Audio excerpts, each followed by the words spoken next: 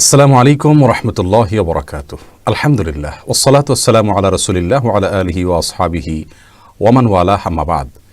সুপ্রিয় দর্শক শ্রোতা ভাই বোন, কাছে এবং দূরে, দেশে এবং প্রবাসী, যে যেখান থেকে আমাদের সঙ্গে আজকের এই লাইভ অনুষ্ঠানে যোগ দিয়েছেন, আপনাদের সকলকে আন্তরিক অভিনন্দন এবং মোবারকবাদ জানিয়ে শুরু করছি আজকের পর্ব। আসুন্নাহ ফাউন্ডেশনের স্টুডিও থেকে আপনাদের সরাসরি প্রশ্নোত্তরের এই অনুষ্ঠান শরীআই সমাধানের আজকে 25তম পর্বে আমরা উন্নীত হয়েছি, আলহামদুলিল্লাহ। প্রিয় দর্শক, প্রতি সপ্তাহের মতো এ সপ্তাহেও আমরা আপনাদেরকে অনুরোধ করব, আপনাদের যে কোনো জীবন ঘনিষ্ঠ প্রশ্ন আমাদের এই লাইভের মন্তব্যের ঘরে আপনারা টাইপ করুন এবং সংক্ষেপে লিখে আপনাদের প্রশ্ন আপনারা পোস্ট করুন এবং দোয়া করতে থাকুন যাতে আমাদের দৃষ্টিতে আল্লাহ সুবহানাহু ওয়া তাআলা আপনাদের প্রশ্ন দেখার আমাদের এবং সেগুলোর উত্তর দেওয়ার তৌফিক দান করেন। প্রিয় দর্শক, আমরা দুটি বিষয় আপনাদেরকে প্রথমে বলতে চাই মূল অনুষ্ঠান শুরু করার আগে। তার প্রথমটি হলো, আমরা প্রত্যেকেই, সারা পৃথিবীর প্রতিটা মুসলিম, আমরা অত্যন্ত ভারাক্রান্ত হৃদয় আমাদের প্রত্যেকের এই মুহূর্তে। তার কারণ আমরা জানি আমাদের দিল্লিতে অবস্থানরত মুসলিম ভাই বোনদের প্রতি নির্মম নির্যাতন, নিষ্পেষণ এবং অনাচার এবং অত্যাচার চলছে। মসজিদগুলোর প্রতি অবিচার, জুলুমের স্টিম রোলার চলছে এবং মুসলমান নারী পুরুষ সকলের প্রতি হিন্দু সন্ত্রাসীদের, সাম্প্রদায়িক হিন্দু জঙ্গিদের অতর্কিত হামলায় প্রায় 40 জনের মতো মানুষ ইতিমধ্যে মারা গেছেন। আমরা দোয়া করি আল্লাহ সুবহানাহু ওয়া তাআলা তাদেরকে শাহাদাতের মর্যাদা দান করুন, সেই সাথে তাদের মুসিবত আল্লাহ সুবহানাহু ওয়া তাআলা যেন দূর করেন, আমরা সে দোয়া করি। আর সেই সাথে একজন মুসলিম হিসাবে আমাদের করণীয় কী হবে তাদের জন্য, তাদেরই বা কী করা উচিত, এবং ভারতবর্ষের মুসলমানদের এই পরিণতি কি হওয়ার কথা ছিল, নাকি ভারতবর্ষের মুসলমানদের যে অবদান ছিল এই ভারতকে বিনির্মাণের পেছনে, তার বিনিময়ে তাদের আরও ভালো কিছু, বরং তারা নেতৃত্বের আসনে আসীন হওয়ার কথা ছিল। প্রিয় দর্শক, আমরা সেই সব বিষয় ইনশাআল্লাহ স্বতন্ত্র ক্লিপে কথা বলবো। শুধুমাত্র আমরা আজকে শুরুতে তাদের জন্য দোয়া করছি, রব্বুল আলামিন যেন আমাদের মুসলিম জাতির যত ভুল ত্রুটি আছে আমাদের সেগুলোকে ক্ষমা করেন, সেই সাথে আল্লাহ সুবহানাহু ওয়া তাআলা যেন মাজলুমদের সাহায্য করেন, জালিমদের কালো হাতগুলো যেন আল্লাহ সুবহানাহু ওয়া তাআলা ভেঙে দেন, সে দোয়া করি। প্রিয় দর্শক, সেই সাথে আপনারা জানেন গত সপ্তাহে আমাদের লাইভে বেশ খানিকটা বিলম্ব হয়েছিল। বেশ কিছু সমস্যার কারণে আমাদের কিছু যন্ত্রপাতি কিনতে হয়েছে। আলহামদুলিল্লাহ, আপনাদের কয়েকজনের স্বতঃস্ফূর্ত দানে, আল্লাহর মেহেরবানিতে আমরা সেই আমাদের প্রয়োজনীয় আসবাবপত্রগুলো আমরা কিনতে পেরেছি এবং আজকে সেগুলোর মাধ্যমেই লাইভ শুরু করেছি পরীক্ষামূলকভাবে। আশা করছি ইনশাআল্লাহ বিদিনিল্লাহ আমাদের এই লাইভ প্রোগ্রামে আর কোনো প্রকার বিঘ্ন বাধা সৃষ্টি হবে না। আমরা চেষ্টা করব সপ্তাহে একাধিক দিন লাইভে আসার, কিছুদিন পর থেকে ইনশাআল্লাহ বিদিনিল্লাহ। আপনারা আবারও অনুরোধ করছি, জানাবেন যে কোন দিন বিকল্প দ্বিতীয় দিন হিসাবে আর কোন দিন লাইভে আসলে আপনাদের জন্য সুবিধা হয়, কোন সময় আসলে ভালো হয়, আপনারা জানাবেন। সেই সাথে ইনশাআল্লাহ রমাদান মাসে আমরা চেষ্টা করব প্রতিদিনই লাইভে আসার জন্য, আপনাদের সরাসরি প্রশ্ন উত্তর দেওয়ার জন্য ইনশাআল্লাহ বিদিনিল্লাহ। প্রিয় দর্শক, আর দেরি না করলে চলুন আমরা শুরু করি। আজকের পর্বে ইতিমধ্যে যে সমস্ত প্রশ্ন আমাদের সামনে চলে আসছে, তার ভিতরে একটা প্রশ্ন আমি দেখতে পাচ্ছি। এমডি তোফায়েল, আপনি প্রশ্ন করেছেন, অনেকেই দেখা যায় বিবাহের আগে হারাম সম্পর্ক ও জেনা করে, কিন্তু তারা আবার সালাতও পড়ে, সেই সালাত আল্লাহর দরবারে কবুল হবে কি না? ভাই তোফায়েল, আপনি যে প্রশ্ন করেছেন এর চাইতে গুরুত্বপূর্ণ প্রশ্ন, প্রাসঙ্গিক, যে বিবাহের আগে যে প্রেমের সম্পর্ক, তথাকথিত প্রেমের সম্পর্ক একজন ছেলে এবং একজন মেয়ের সাথে থাকে, এই সম্পর্কটি যদি শারীরিক সরাসরি জেনা পর্যন্ত নাও যায়, তথাপি এটি এক ধরনের জেনা। এবং এই হারাম সম্পর্ক, অবৈধ সম্পর্ক যদি কারোর মধ্যে থাকে, একটা শাস্তি তার দুনিয়াটি নিশ্চিত, তাহলে তার দাম্পত্য জীবনে আল্লাহ সুবহানাহু ওয়া তাআলা তাকে শান্তি এবং সুখ দান করবেন না। আর সেই সাথে এই জেনার যে অপরাধ, জেনার যে দায়, এর জন্য জাহান্নামের আযাব তার জন্য অপেক্ষা করবে। এটা বড় ধরনের একটি গুনাহ এবং কবিরা গুনাহ এবং বড় ধরনের অপরাধ। সেই সাথে যদি তিনি জেনা করছেন, অবৈধ সম্পর্ক রাখছেন কোনো মেয়ের সাথে বিবাহ বহির্ভূত, একই সঙ্গে তিনি সালাত আদায় করছেন, এরকম যদি হয়, আমরা আপনার প্রশ্নের উত্তরে বলবো তার সালাত কবুল হবে না, সেটা বলা যাবে না। বরং সালাত একটি স্বতন্ত্র ইবাদত, বরং এই অবস্থায় তার আরও ভালোভাবে সালাত আদায় করা উচিত। কারণ ইন্নাস সালাতা তানহা আনিল ফাহশাই ওয়াল মুনকার, সালাত মানুষকে অশ্লীল এবং অন্যায় কাজ থেকে বিরত রাখে, ফেরত রাখে, বাঁচিয়ে রাখে। যার কারণে সালাতের ব্যাপারে তিনি আরও বেশি মনোযোগী হওয়া দরকার। তার সালাত কবুল হবে না এভাবে আমরা বলবো না, তবে হ্যাঁ, যে সালাত তাকে গুনাহ থেকে বাঁচাচ্ছে না, সেই সালাত খুব বেশি মানসম্মত নয়, এটা অনুমান করা যায়, কিন্তু সালাত কবুল হবে না বা আল্লাহ সুবহানাহু ওয়া তাআলার কাছে এটা গ্রহণযোগ্য হবে না, এরকম কোনো কথা বলার কোনো সুযোগ নেই আপাত দৃষ্টিতে। এরপরে প্রশ্ন, শাহরুখ হুসাইন তন্ময়, আপনি জানতে চাইছেন বর্তমান প্রেক্ষাপটে ওকালতি করা কি জায়েজ? ভাই শাহরুখ, ওকালতির যে পেশা, এই পেশা গ্রহণ করা বর্তমান যুগে নানা কারণে খুবই বিপদ এর একটি কাজ। তার কারণ হলো, ওকালতি করতে হলে প্রচলিত আইনে যে বিচার হবে সে বিচারের জন্য আপনার আবেদন করতে হবে। যদিও প্রচলিত আইনের বেশিরভাগ ধারাই কোরআন হাদিসের সাথে সাংঘর্ষিক না, কিন্তু কিছু কিছু ধারা বা অনেকগুলো ধারা যেহেতু সাংঘর্ষিক আছে, অতএব সেই সমস্ত ক্ষেত্রে অন্তত একজন উকিলকে ওকালতি করতে হবে এবং কখনো কখনো সে সমস্ত ধারায় বিচার চাইতে হবে। আর কোরআন এবং সুন্নাহ বিরোধী কোনো ধারায় বিচার চাওয়া, এটা কোনো মুসলমানের জন্য জায়েজ নাই, এক। আর দ্বিতীয়ত হলো, ওকালতির পেশায় অনেক সময় আসামি অপরাধী হওয়ার পরেও উকিল তার মামলায় জেতার জন্য, তার মক্কেলকে মুক্ত করবার জন্য তিনি মিথ্যার আশ্রয় নিয়ে থাকেন এবং তাকে মিথ্যা শিখিয়ে থাকেন। এটা আমাদের দেশের ওপেন সিক্রেট একটি বিষয়। তো এই সমস্ত বিষয়গুলো থেকে অ্যাভয়েড করে যদি তিনি করতে পারেন, অর্থাৎ যে মামলায় কোরআন এবং সুন্নাহ বিরোধী কোনো কিছু নাই আমাদের প্রচলিত আইনে, সে মামলা তিনি লড়লেন এবং কোনো মিথ্যার আশ্রয় তিনি নিলেন না, এরকম যদি হয় তাহলে সেক্ষেত্রে ওকালতি পেশা করা যায় আছে ইনশাআল্লাহ বিইذনিল্লাহ। এরপরে প্রশ্ন, তাজমাউল ইসলাম, আপনি জানতে চেয়েছেন কোনো মুসলমানের আকীদায় যদি সমস্যা থাকে, অর্থাৎ কবর, মাজার, পীরের উপর দৃঢ় বিশ্বাস করে যে এগুলো থেকে দুনিয়া ও আখিরাতের কল্যাণ কামনা করে, আল্লাহ ও রাসূল সাল্লাল্লাহু আলাইহি ওয়াসাল্লামের প্রতি ভ্রান্ত ধারণা পোষণ করে, এ ধরনের ব্যক্তিদের পার্থিব সাহায্য সহযোগিতা করার বিধান কি? আর এ ধরনের ব্যক্তিদের সাথে সম্পর্ক কেমন হওয়া উচিত? দেখুন, যদি কারোর আকীদার সমস্যাটা এই পর্যায়ে যায় যে তার আকীদাটা তাকে কাফের বানিয়ে ফেলছে, মুশরিক বানিয়ে ফেলছে, শিরকে আকবর করছেন, তিনি বড় কুফর করছেন, এরকম যদি হয় তাহলে সেক্ষেত্রে তিনি তো কাফের হিসাবে তার সাথে সদাচরণ করবে, স্বাভাবিক সদাচরণ করবে। আল্লাহ সুবহানাহু ওয়া তাআলা বলেছেন, লা ইয়ানহাকুমুল্লাহু আনিল্লাযীনা লাম ইউকাতিলুকুম ওয়া লাম ইখরিজুকুম মিন দিয়ারিকুম আন তাবাররুহুম ওয়া তুকসিতু ইলাইহিম। অমুসলিমদের মধ্য থেকে যারা তোমাদের মাতৃভূমি থেকে বের করে দিচ্ছে না, তোমাদের প্রতি জুলুম করছে না, তোমাদের হত্যা করছে না, তাদেরকে তোমরা সদাচরণ করতে তাদের সাথে আল্লাহ তাআলা বারণ করেন না, নিষেধ করেন না। অতএব সেই হিসাবে তার সাথে সদাচরণ করা যেতেই পারে, কিন্তু অন্তরঙ্গ বন্ধু হিসাবে তাকে গ্রহণ করার কোনো সুযোগ নেই। আর যদি বিদআতটা সেই পর্যায়ে না হয় তাহলে সেক্ষেত্রে এর ফলে সে ইসলাম থেকে যেহেতু খারেজ না, বিধায় ইনশাআল্লাহ বিইذনিল্লাহ এটাতে কোনো অসুবিধা হবে না। এরপরে আব্দুল্লাহ খারেজ অসুবিধা হবে না বলতে তার সাথে সাধারণ সম্পর্ক রাখতে পারবেন, তবে তাকে তার বিদআত যেহেতু করছেন সেই জন্য তাকে সম্মান করলে সেটা আবার গুনাহের কারণ হবে। এরপর আব্দুল্লাহ মামুন প্রশ্ন করেছেন, মৃত ব্যক্তির জন্য 40 প্রসঙ্গে মৃত্যুর পর আমাদের দেশে মৃত ব্যক্তির জন্য বিশাল খাবারের আয়োজন করা হয়ে থাকে, যা 40 বলে পরিচিত।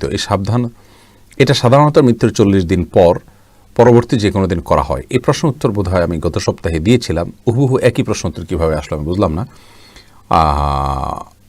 তারপরেও যেহেতু প্রশ্ন করেছেন, আমরা বলবো যে মৃত ব্যক্তির আত্মীয় স্বজনের কাছে 40 3 দিন আর 7 দিনের নামে বিভিন্ন যে খাবারের অনুষ্ঠানের দাবি করা হয় আমাদের সমাজ থেকে, এবং এটা ইসালে সবের নাম দিয়ে করা হয়। এটা হলো বর্বর কাজগুলোর মধ্যে থেকে একটি। একটা মানুষ মারা যাওয়ার পরে তার পরিবারের লোকরা খুবই মনোবেদনায় ভোগেন, এরকম পরিস্থিতিতে তাদেরকে বরং সবাই খাবার দেওয়া উচিত, তাদের কাছে খাবার চাওয়া এটা কখনো যৌক্তিক হতে পারে না। আর কোরআন সুন্নাহ এরকম কোনো কথা নির্দেশ করেনি, এটা পরিহার করা উচিত। মেহেদি হাসান, আপনি জানতে চেয়েছেন, বিয়ে করতে চাই হাফিজা বা আলেমা, কিন্তু হাফিজা আলেমা খুঁজে পেলাম না, সুতরাং বিয়ে না করলে কি গুনাহ হবে? আপনি হাফিজা আলেমা বিয়ে করতে চেয়েছেন, সেটা না পেলে আপনি বিয়ে করবেন না কেন? যদি আপনি স্বাভাবিক অবস্থায় থাকেন, বিয়ে না করলে আপনি গুনাহে লিপ্ত হবেন না, আর বিয়ে করার সামর্থ্য আছে, তাহলে আপনার জন্য বিয়ে করা সুন্নাহ। আর সুন্নাহ তরক করলে গুনাহগার হবে না, কিন্তু অনুত্তম হবে। নবী সাল্লাল্লাহু আলাইহি ওয়াসাল্লাম বলেছেন যে বিয়ে আমার সুন্নাত, অতএব যে বিয়ে করলো না সে আমার উম্মত নয়। অতএব আপনি কেন এই রিস্ক নিতে যাবেন? বিয়ে আপনার করা উচিত।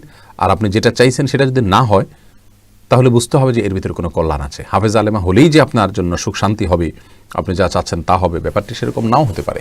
সেজন্য আল্লাহ সুবহানাহু ওয়া তাআলা ফায়সালা, তাতে সন্তুষ্ট হওয়া উচিত। আপনি নিজের জন্য নিজে যেটাকে ভালো মনে করেন, আল্লাহ সুবহানাহু ওয়া তাআলা আপনার জন্য যেটাকে ভালো মনে করেন সেটা চাইতে বেশি কল্যাণকর।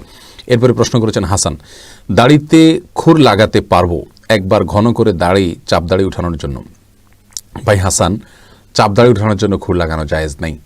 আমাদের অনেক ভাইরা আছেন যাদের দাড়ি হয়তো অল্প আছে, তিনি দাড়িটা যাতে বেশি হয়, ঘন হয়, মোটা হয়ে ওঠে, এই জন্য বারবার শেভ করেন। তার উদ্দেশ্য হলো দাড়িটা যাতে ভালো করে ওঠে তারপরে রাখবেন। অর্থাৎ এরা শেভটা ভালো উদ্দেশ্যে করা হয়ে থাকে। তো উদ্দেশ্য ভালো হলে কি হবে, পদ্ধতিটা ভালো না। মনে রাখবেন, উদ্দেশ্য ভালো হলেই সবসময় কাজ ভালো হয় না। যে কোনো কাজ ভালো হওয়ার জন্য দুটি শর্ত থাকে। এক, ওই কাজটার পদ্ধতিটা নবী করিম সাল্লাল্লাহু আলাইহি ওয়াসাল্লাম বাঁধানো পদ্ধতি অনুযায়ী হতে হবে। দ্বিতীয়, সেই কাজটি শুধুমাত্র আল্লাহকে সন্তুষ্ট করার উদ্দেশ্যে তথা ভালো উদ্দেশ্যে হতে হবে। আপনি দাড়ি চাচ্ছেন কেন, মোটা হয়ে দাড়ি ওঠার জন্য, এখানে আপনার উদ্দেশ্যটা ভালো, কিন্তু দাড়ি চাষার কোনো নির্দেশ নবী সাল্লাল্লাহু আলাইহি ওয়াসাল্লাম থেকে নাই, বরং নিষেধ আছে। নিষেধ আছে এই অর্থে যে তিনি নির্দেশ করেছেন আফুল্লুহা, তোমরা দাড়িকে ছেড়ে দাও, লম্বা করো, আর খুল্লুহা। অতএব এরকম অবস্থায় আপনি এই দাড়ি চাষা বা শেভ করার যে কাজটা, এটা আপনার জন্য হারাম হবে, এই কাজটা আমরা করা সঠিক হবে না। এরপরে প্রশ্ন দেখতে পাচ্ছি ফারহান আহমেদ, আপনি জানতে চেয়েছেন, আমার ছেলের নাম রাখছি আবদুল্লাহ আল আবিদ, নামটা কেমন? খুব চমৎকার নাম বোন, কারণ রাসূল করিম সাল্লাল্লাহু আলাইহি ওয়াসাল্লাম বলেছেন সবচাইতে উত্তম নাম হলো আবদুল্লাহ এবং আব্দুর রহমান। আবদুল্লাহর চাইতে উত্তম নাম পৃথিবীতে আর নেই, আবদুল্লাহ এবং আব্দুর রহমান। অতএব আবদুল্লাহ নাম আপনি রেখেছেন, খুব ভালো কথা, কিন্তু আল আবিদ কোন সেন্সে রেখেছেন? আমাদের বাংলাদেশের মানুষের কয়েকটা নাম থাকে এক একজনের, এটা একটা ভুল কালচার, সংস্কৃতি। একজন মানুষের একটা নাম হবে, তার নামের পরে তার বাবার নামটা লেজুর হিসাবে থাকবে, তার সাথে তার বংশগত নামটা থাকবে, given name, surname, family name, তিনটা নাম দরকার পাসপোর্টের জন্য, আন্তর্জাতিকভাবে বিভিন্ন ফর্ম ইত্যাদি ফিল আপ করার জন্য। সেই হিসাবে আপনি সন্তানের জন্য একটা নাম চুজ করেন আবদুল্লাহ, তার বাবার নামের একটা অংশকে তার নামের সাথে জুড়ে দেন, এরপরে তার ফ্যামিলিতে কোনো বড় কোনো মা, তার বংশীয় কোনো পরিচয় থাকলে সেটাকে যোগ করে দেন। ফর এক্সাম্পল, আবদুল্লাহর বাবা যদি মোহাম্মদ হয় তাহলে আবদুল্লাহ মোহাম্মদ, আর যদি বংশ যদি চৌধুরী হয় তাহলে আবদুল্লাহ মোহাম্মদ চৌধুরী। এটা হলো নাম রাখার ক্ষেত্রে সুন্নাহ সম্মত আপনার ফরম্যাট, কিন্তু আমরা মানে অর্থহীনভাবে রাখি। আবদুল্লাহ আল আবিদ, আল আবিদের অর্থ হলো আবিদ বংশের ছেলে আবদুল্লাহ, কারণ আরবিতে নামের শেষে যদি আল থাকে তার মানে হলো এটা বংশকে মিন করছে। আপনি আবদুল্লাহ আল আবিদ রাখার মানে হলো আবিদ বংশের ছেলে আবদুল্লাহ। আসলে কি তাই? বাস্তবতা তা না, যার কারণে এটা একটা ভুল। তবে হ্যাঁ, এটা রাখলে যে গুনাহ হবে ব্যাপারটা সেরকম না, কিন্তু এটা মানে অনর্থক বা অর্থবহ না। আবদুল্লাহ ঠিক আছে, কিন্তু পরবর্তী অংশটি তার বংশ যদি আল আবিদ নামে কেউ না থাকে, আমরা অনেক সময় দুইটা নাম রাখি, আবদুল্লাহও তার নাম, আবিদও তার নাম, তাহলে আল লাগবেন কেন? আল লাগানোর কোনো প্রয়োজন নেই। আর দ্বিতীয়ত হলো একটা মানুষের দুইটা নামেরও প্রয়োজন নেই, কিন্তু যেভাবে আছে সেভাবে রাখলেও কোনো অসুবিধা নেই ইনশাআল্লাহ বিদিনিল্লাহ। এস এম সালাউদ্দিন ইউসুফ, আপনি প্রশ্ন করেছেন পুরুষ ও মহিলার লাশ গোসল করানোর সহি নিয়ম জানতে চাই। অনেক আলেম বলেন গোসলের আগে পেটে হালকা চাপ দিয়ে মলমূত্র থাকলে সেটা বের করে নিতে হবে, আবার অনেক আলেম বলেন কিছুই করা যাবে না, বরং চাপ দেয়াটাই হারাম। জি ভাই সালাউদ্দিন, দুটি মতই রয়েছে, আপনি সঠিক বলেছেন যে আমাদের ওলামায়ে আহনাফ বা হানাফি মাযহাব বা ফিকহ অনুযায়ী, স্কুল অফ থট অনুযায়ী আপনার গোসল যখন দিবে মুর্দাকে, তার পেটকে চাপ দিয়ে ময়লা ইত্যাদি থাকলে পরিষ্কার কথা বলা আছে। এর বিপরীতে অন্যান্য ওলামায়ে কেরাম নিষেধ করেন, বিশেষ করে ওলামায়ে আহলে হাদিস যারা আছেন তারা নিষেধ করেন। এবং এই নিষেধাজ্ঞার ক্ষেত্রে একটা যুক্তি এটাও যে মুর্দাকে চাপ দিলে বা প্রেসার দিলে তার শরীরে তার কষ্ট হবে। নবী সাল্লাল্লাহু আলাইহি ওয়াসাল্লামের এক হাদিস থেকে বোঝা যায় মানুষ যখন মারা যায় তখন তার শরীরে সামান্য আঘাত করলেও তিনি কিন্তু ব্যথা অনুভব করেন। এই সমস্ত কারণে এবং আরও কিছু কারণে এটা নিষেধ করা হয়ে থাকে। আর যারা চাপ দিতে বলেন ওনাদের যুক্তি হলো যদি চাপ দিয়ে ময়লা পরিষ্কার না করা হয় তাহলে সেক্ষেত্রে জানাজাতে যখন নেওয়া হবে তখন বা আগে পরে কোনোভাবে কাফন নাপাক হতে পারে, যেটা কাম্য হতে পারে না। এই কারণে বলা হয়ে থাকে। বিষয়টি মত পার্থক্যপূর্ণ, এটা ইজতিহাদি বিষয়, কোনো একটাকেই আমরা সঠিক আর একটাকে সরাসরি ভুল এভাবে বলবো না। তবে হ্যাঁ, দলিলের দিক থেকে যার কাছে বেশি যেটা সমৃদ্ধ মনে হবে সেটার উপর আমল করতে পারি। এমডি হাসিবুর রহমান, আপনি জানতে চেয়েছেন আমরা সাধারণ মানুষ কিভাবে দিন প্রচার করব। ভাই হাসিবুর রহমান, দিন প্রচার করা খুবই ভালো একটি কাজ। বাল্লিগু আন্নি ওয়ালাউ আয়াহ, নবী সাল্লাল্লাহু আলাইহি ওয়াসাল্লাম বলেছেন আমার পক্ষ থেকে একটি আয়াত হলে তুমি অন্যের কাছে পৌঁছে দাও। কিন্তু মনে রাখবেন, দিন প্রচার করার এই কাজটি অত্যন্ত দায়িত্বশীলতার সাথে আঞ্জাম দিতে হবে।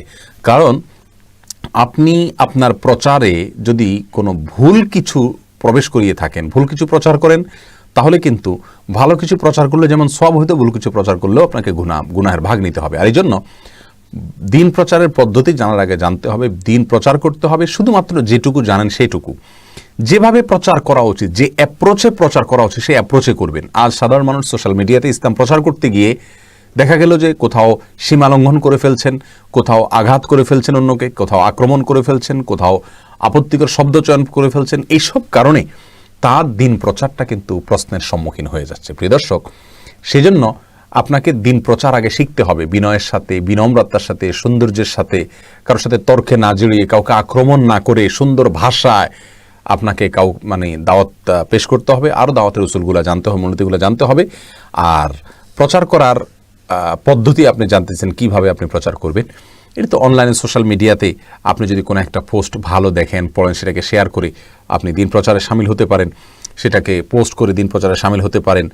আর এছাড়া আপনার পরিচিত অপরিচিত মানুষদের মধ্যে আপনি সবচেয়ে বড় প্রচার হবে আপনি নিজে যদি ভালো মানুষ হয়ে যান। মনে রাখবেন, আমরা এক একজন কিন্তু ইসলামের এক একজন অ্যাম্বাসেডর।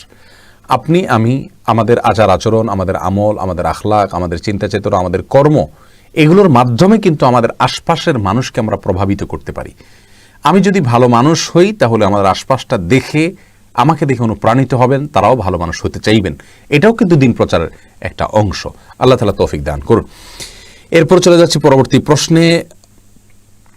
রাকিব হাসান আপনি জানতে চেয়েছেন সালাতুত তাসবিহ কি বিদআত? ভাই রাকিব হাসান, সালাতুত তাসবিহ কি বিদআত সরাসরি আমি বলবো না, কেউ কেউ বলে থাকেন কিন্তু আমরা বলবো না। এর কারণ হলো এ সম্পর্কে একটি হাদিস রয়েছে নবী সাল্লাল্লাহু আলাইহি ওয়াসাল্লাম থেকে, সুবহানাল্লাহি আলহামদুলিল্লাহি লা ইলাহা ইল্লাল্লাহু আল্লাহু আকবার 400 বার 4 রাকাত সালাতে পড়া। এই সালাতকে সালাতুত তাসবিহ বলা হয়ে থাকে। নির্দিষ্ট সংখ্যক দাঁড়িয়ে রুকু থেকে দাঁড়িয়ে আবার সিজদায় প্রত্যেকটা জায়গায় এই তাসবিহ পড়ে যে সালাত আদায় করা হয়, লম্বা প্রায় আধা ঘন্টা 40 মিনিট লাগে 4 রাকাত সালাতের জন্য, এটাকে বলা হয় সালাতুত তাসবিহ। এই সালাতুত তাসবিহ সালাত নবী সাল্লাল্লাহু আলাইহি ওয়াসাল্লাম তার চাচাকে শিক্ষা দিয়েছেন মর্মে একটি হাদিস বর্ণিত আছে, কিন্তু সেই হাদিসের সনদটি বিশুদ্ধভাবে প্রমাণিত নয়। যেহেতু বিশুদ্ধভাবে প্রমাণিত নয়, এই জন্য অনেক উলামা ইকরাম বলেন এই সালাতুত তাসবিহ সালাতটি সুন্নাহ দ্বারা সাবেত না, এটা আমরা পড়বো না। কারণ বিশুদ্ধভাবে বর্ণিত যেহেতু না, আমরা সেটা কেন আমল করতে যাব? বিশুদ্ধ হাদিসের উপর আমল করতে আমরা শেষ করতে পারিনি এখনো। এটা হলো একটি মত। আর এর বিপরীতে ইমাম নববী রাহিমাহুল্লাহ সহ বিশ্ববিখ্যাত বড় বড় হাদিস স্কলারদের মধ্যে থেকে অনেকেই এই সালাতুত তাসবিহ সালাতকে মুস্তাহাব বলেছেন, পড়া উত্তম বলেছেন মাঝে মধ্যে। তাইলে আমরা স্কলারদের মধ্যে, সাধারণ স্কলার নয়, ইসলামের ইতিহাসের একবারে মহাপণ্ডিত, যাদের রেফারেন্স ছাড়া আমরা কোরআন এবং হাদিস বুঝতে পারি না, কোরআন হাদিসের বিশেষ করে হাদিসের বিশুদ্ধতা নিরূপণ করতে পারি না, এই টাইপের মুহাদ্দিসদের মধ্যে অনেকেই এটা পড়ার কথা বলেছেন। কিন্তু বললেও আমরা মূল যে মেসেজটা দিতে চাই তা হলো সালাতুত তাসবিহ সালাতটি বিশুদ্ধ হাদিস দ্বারা প্রমাণিত নয়। আর যেহেতু বিশুদ্ধ হাদিস দ্বারা প্রমাণিত নয়, সেহেতু আমরা এটাকে যদি কেউ আমল না করি তাহলে এটা দোষণীয় তো হবেই না, বরং কেউ যদি মনে করেন যে আমি শুধু বিশুদ্ধ হাদিস দেখে দেখে আমল করব, তাহলে এটা প্রশংসনীয়, দোষের কিছু না। আবার কেউ যদি করেন, যেহেতু একটা হাদিসে আছে যদিও দুর্বল, মনে রাখবেন ফজিলতের ক্ষেত্রে শর্ত সাপেক্ষে দুর্বল হাদিস দিয়েও প্রমাণ দেওয়া যায়। তো সেই ভিত্তিতে অথবা মুহাদ্দিসরা অনেকেই এই দুর্বলতাকে হয়তো সহনীয় পর্যায়ে মনে করেছেন, সেজন্য তারা এই সালাত পড়তে বলেছেন। তার উপর ভিত্তি করে যদি কেউ পড়েন, তাকে আমরা সরাসরি বিদআতি বলতে যাব না। তবে হ্যাঁ, বিশুদ্ধ সূত্রে হাদিসটি বর্ণিত নয়। এরপরে প্রশ্ন চলে যায় এমডি আর অপু আপনি জানতে চেয়েছেন অবস্থা ভেদে দাঁড়ায় প্রস্রাব করা যাবে কি না? হ্যাঁ ভাই অপু, দাঁড়িয়ে পেশাব করা যাবে যদি আপনি দাঁড়িয়ে পেশাব করা আর প্রয়োজনীয়তা কখনো অনুভব করেন। কথার কথা, অনেক লোকজন আছেন যারা বসে পেশাব করলে পেশাব পরিষ্কার হয় না, ক্লিয়ার হয় না। পেশাব ক্লিয়ার করার ক্ষেত্রে প্রয়োজনে তাদেরকে দাঁড়িয়ে পেশাব করতে হয়। যদি এরকম হয় সেটা ভিন্ন কথা। অথবা অনেক সময় দেখা যায় যে অনেকে দাঁড়িয়ে যদি পেশাব না করেন, এমন কোনো পরিস্থিতিতে তিনি আসেন যেখানে পেশাব দাঁড়িয়ে না করে বসে করতে গেলে আশপাশটা এরকম নোংরা যে তার জামা কাপড় ভরে যাবে। হয়তো টয়লেটের জায়গাটা খুব বেশি কনজাস্ট, তার ওয়ালে নিচে হয়তো ময়লা লেগে আছে, আমি বসতে গেলেই আমার জামা কাপড় নাপাক হতে পারে। এরকম যদি হয় তাহলে আমি দাঁড়িয়ে পেশাব করতে পারি, কোনো অসুবিধা নেই। তো স্বাভাবিক অবস্থাতে, সাধারণ অবস্থাতে দাঁড়িয়ে পেশাব করা প্রশংসনীয় নয়, অনুচিত এবং সুন্নাহ বিরোধী কাজ। নবী সাল্লাল্লাহু আলাইহি ওয়াসাল্লাম, বুখারীর বর্ণনায় আসছে যে তিনি আতা সুবাতাতা কওমিন ফাবালা কাইমান ওয়া তাওয়াদ্দা, তিনি একবার একটা ময়লার স্তূপের কোথাও কোনো জায়গা দিয়ে যাচ্ছেন বা সেখানে আসছেন, আসার পরে সেখানে পেশাব করেছেন, দাঁড়িয়ে পেশাব করেছেন। নিশ্চয়ই জায়গাটা এত বেশি ময়লায় পরিপূর্ণ ছিল যে বসার মতো পরিবেশ ছিল না। অতএব এরকম পরিস্থিতিতে দাঁড়িয়ে পেশাব করা জায়েজ আছে ইনশাআল্লাহ বিইذনিল্লাহ। আর এর বাইরে যদি দাঁড়িয়ে কেউ পেশাব করে, সেটা কিন্তু হারাম হবে, বড় ধরনের কোনো কবিরা গুনাহ হবে, বিষয়টি কিন্তু সেরকম না। আমরা এটাকে যত বড় অপরাধ মনে করি, অপরাধটা আসলে এত বড় না। আমাদের সমাজে অপরাধের মাত্রা জ্ঞান অনেক সময় আমাদের থাকে না। দাঁড়িয়ে পেশাব করলে মসজিদের আশেপাশে কোনো টয়লেটে তাকে যেভাবে আমরা হামলে পড়ি, এর চাইতে বড় অপরাধ করলেও দেখা যায় আমরা কিছু বলি না। অথচ দাঁড়িয়ে পেশাব করার বিষয়টা এরকম জঘন্য কোনো কিছু না। তবে হ্যাঁ, এটা অনুচিত, সন্দেহাতীতভাবে অনুচিত, এবং এটা করা যাবে না বিনা কারণে। এরপরে প্রশ্ন করেছেন বাইজিদ ভুঁইয়া, মাযহাব কিভাবে মানা যায়? ভাই বাইজিদ, মাযহাব মানা বলতে সাধারণত বোঝানো হয়ে থাকে কোরআন এবং হাদিসকে কোনো একজন স্কলারের বুঝ অনুযায়ী গ্রহণ করা, এটাকে মাযহাব মানা বলতে সাধারণত বোঝানো হয়ে থাকে। ইসলামের ইতিহাসে অনেকগুলো মাযহাব ছিল, তার ভিতরে সবচেয়ে প্রসিদ্ধ 4টি মাযহাব ইমাম আবু হানিফা রাহিমাহুল্লাহ, ইমাম শাফি, ইমাম আহমদ বিন হাম্বল, ইমাম মালিক রাহিমাহুল্লাহর। এই 4টি মাযহাবের প্রতিটি মাযহাবেরই অনুসারী যারা, তারা কিন্তু 4জন ব্যক্তিকে অনুসরণ করেন না, তারা কোরআন এবং হাদিসকে এই 4জন ব্যক্তির ব্যাখ্যায় অনুসরণ করেন। অতএব এ অর্থে মাযহাব মানাটা দোষণীয় নয়। হ্যাঁ, যদি এমন হয় যে উনি যা বলেছেন আমি তা মানব, সেটা দলিল সমৃদ্ধ হোক বা না হোক, অন্ধের মতো, এরকম যদি হতো তাহলে সেক্ষেত্রে সেটা অবশ্যই নিন্দার ছিল। এবং এরকম যদি কেউ কারোর অনুসরণ করে, আছে অনেকের অনুসরণ করে এভাবে, তাহলে সেটা কিন্তু সত্যিই নিন্দনীয় এবং নিকৃষ্টতম। কিন্তু এর বাইরে যদি কোরআন এবং হাদিসের আলোকে যতক্ষণ তিনি আমাকে পরিচালিত করবেন, ততক্ষণ আমি তার অনুসরণ করব, এরকম যদি হয় তাহলে তাতে কোনো অসুবিধা নাই। বরং আমরা সাধারণ মানুষ কোরআন এবং হাদিসের সবগুলো জিনিসকে আমরা নিজেদের যোগ্যতায় বোঝা, এটা একরকম কঠিন দুঃসাধ্য ব্যাপার। অতএব কোনো আলেমের আশ্রয় আমাদেরকে নিতে হয় কোরআন হাদিসকে বোঝার ক্ষেত্রে। এরপরে প্রশ্ন করেছেন ডালিম আহমেদ, আপনি জানতে চেয়েছেন আসরের সালাত মাগরিবের কতক্ষণ আগ পর্যন্ত পড়া যায়? এ বিষয়ে ভাই ডালিম সহিহ মুসলিমে বর্ণিত হয়েছে, নবী সাল্লাল্লাহু আলাইহি ওয়াসাল্লাম বলেছেন, ওয়াক্তুল আসরি মা লাম তাসফাররা শামস, অর্থাৎ সূর্য যতক্ষণ পর্যন্ত হলদে বর্ণ না হয়ে যায় ততক্ষণ পর্যন্ত আসরের সালাতের ওয়াক্ত থাকে। তার মানে আসর সালাতের গ্রহণযোগ্য ওয়াক্ত ততক্ষণ পর্যন্ত থাকে। আর সূর্য হলদে বর্ণ হওয়ার পরেও ওয়াক্ত থাকে, কিন্তু সেটা আর গ্রহণযোগ্য ওয়াক্ত থাকে না, ওটাকে মাকরুহ ওয়াক্ত বলা হয়, অর্থাৎ অপছন্দনীয় ওয়াক্ত বলা হয়, কিন্তু তখনও সালাত পড়া যায়। মূলত সূর্য যখন ডুবা শুরু হয় তার আগ পর্যন্ত আসরের সালাত পড়া যায়, কিন্তু হলদে বর্ণ হওয়ার আগ পর্যন্ত হলো এর মূল টাইম। আর হলদে বর্ণ হয়ে গেলে তখন এটা সিরিয়াস আওয়ার হিসাবে আপনি পড়তে পারবেন, ইমার্জেন্সি আওয়ার হিসাবে পড়তে পারবেন, কিন্তু ওই টাইমে পড়া অনুচিত বা মাকরুহ। এরপরে প্রশ্ন করেছেন তানভীর স্বপ্ন, আপনি জানতে চেয়েছেন ভাই সাজদে সাহুর সঠিক নিয়ম কি? ভাই তানভীর, সিজদা সাহু নিয়ে অনেক কথা, আমরা এই সংক্ষিপ্ত ভার্সনে উত্তর দেব না, ইনশাআল্লাহ সেটা নিয়ে আমরা স্বতন্ত্র ক্লিপ আল্লাহ চাহেন তো আমরা তৈরি করে আপনাদেরকে উপহার দেওয়ার চেষ্টা করব। সিজদা সাহুর আমাদের দেশে ওলামা ইকরামের প্রচলিত যে পদ্ধতি, অর্থাৎ ডান দিকে সালাম ফিরিয়ে তারপরে 2টা সিজদা দিয়ে উঠে আবার আত্তাহিয়াতু দুরূদ ইত্যাদি পড়ে পরপর সালাম ফিরানো। আর সৌদি আরবের স্কলারগণ আরেকটা পদ্ধতির কথা বলেন, সেটা হলো সালাম ফেরানো ছাড়া সরাসরি 2টা সিজদা দিয়ে উঠে এরপরে সালাম ফিরাই দেওয়া আর দ্বিতীয়বার আত্তাহিয়াতু না পড়া। এই 2টার কোনোটাকেই সরাসরি ডিসকাস করার সুযোগ নেই। অনেক ওলামা ইকরাম বলেন ভুলের উপরে ডিপেন্ড করবে যে আপনি কোন পদ্ধতিতে সিজদা সাহু দিবেন, ভুলের ধরনের উপর নির্ভর করবে। কিছু কিছু ভুলে প্রথম পদ্ধতি, কিছু কিছু ভুলে দ্বিতীয় পদ্ধতি আপনি অবলম্বন করবেন। আরও বিস্তারিত আলোচনা রয়েছে প্রিয় দর্শক, যেহেতু বিষয়টি খুবই গুরুত্বপূর্ণ, আমরা ইনশাআল্লাহ বিসমিল্লাহ এটার উপরে স্বতন্ত্র ক্লিপ আপনাদের উপহার দেব। মশিউর রহমান প্রশ্ন করেছেন, শেখ সালাম নেবেন জীবনের সুখ ও পরিবারের শান্তির জন্য কি করণীয়? ভাই মশিউর রহমান, এই বিষয়ে আমাদের ইউটিউব চ্যানেল এবং আমাদের পেজে আপনি একটি ক্লিপ পাবেন যে পারিবারিক জীবন কিভাবে সুখ শান্তিতে পরিপূর্ণ হবে। অনেকগুলো পরামর্শ সেখানে বলা আছে। তার ভিতরে প্রথম পরামর্শ হলো আপনি বিয়ের অনেক আগে থেকে সূরা ফুরকান আয়াত নম্বর 74 বেশি বেশি পড়বেন, রব্বানা হাব লানা মিন আজওয়াজিনা ওয়া যুররিয়াতিনা কুররাতা আয়ুন ওয়াজআলনা লিল মুত্তাকিনা ইমামা, অর্থাৎ আল্লাহ স্ত্রী সন্তান যা দিবেন আমাকে, এবং মেয়েরা পড়বেন স্বামী সন্তান যা দিবেন আমাকে, এই অর্থে এগুলো যেন আমাদের চোখ জুড়ায় এরকম হয় এবং তারা যেন মুত্তাকির ইমাম হতে পারে আমরা সবাই মিলে। এই দোয়া বেশি বেশি করবেন বিয়ের আগে থেকে, এবং জীবনসঙ্গী হিসাবে দিনদার পাত্র অথবা পাত্রীকে অবশ্যই অগ্রাধিকার দিবেন এবং নো কম্প্রোমাইজের লেভেলে যাবেন এই ক্ষেত্রে। আর তৃতীয়ত হলো আল্লাহর কাছে সাধারণভাবে দোয়া করতে থাকবেন যাতে সৎ এবং নেককার মুত্তাকি জীবনসঙ্গী হয়। চতুর্থত হলো আপনার দাম্পত্য জীবনের সুখ শান্তির জন্য বিয়ের সময় বিয়ের আগে যে সমস্ত অনাচার হয়ে থাকে এগুলো থেকে বেঁচে থাকবেন, কারণ হারামে আল্লাহ সুবহানাহু ওয়া তাআলা আরাম দেন না। সেগুলো থেকে তাকওয়ার সাথে সুন্নাহ পদ্ধতিতে বিয়ে করবেন, ইনশাআল্লাহ শান্তি আল্লাহ তাআলা দান করবেন। পঞ্চমত হলো বিয়ে করার পরে সর্বোচ্চ ধৈর্যের পথ আপনাকে অবলম্বন করতে হবে, সেটা আপনি স্ত্রী হন অথবা পুরুষ হন। আমাদের নবী সাল্লাল্লাহু আলাইহি ওয়াসাল্লামের দাম্পত্য জীবনে অনেক সমস্যা দেখা দিয়েছে। প্রচণ্ড ধৈর্যের তিনি পরিচয় দিয়েছেন এবং ধৈর্যের পরীক্ষা উত্তীর্ণ হয়েছেন। এর মাধ্যমে কিন্তু দাম্পত্য জীবন সুখ শান্তি হয়। আর অনেকগুলো পদ্ধতি সেখানে বাধ্যতামূলক আছে, আপনি ক্লিপটা দেখে নেবেন। ভাই মশিউর রহমান জানতে চেয়েছেন, আপনার প্রশ্ন উত্তর দিলাম। তোফায়েল জানতে চেয়েছেন, আমাদের দেশে যে মুজিব শতবার্ষিকী পালন হবে এটা ইসলামে কতটুকু জায়েজ, আর মুসলিম হত্যাকারী নরেন্দ্র মোদীকে প্রধান অতিথি হিসাবে আনা কি মুনাফিকি হবে? ভাই তোফায়েল,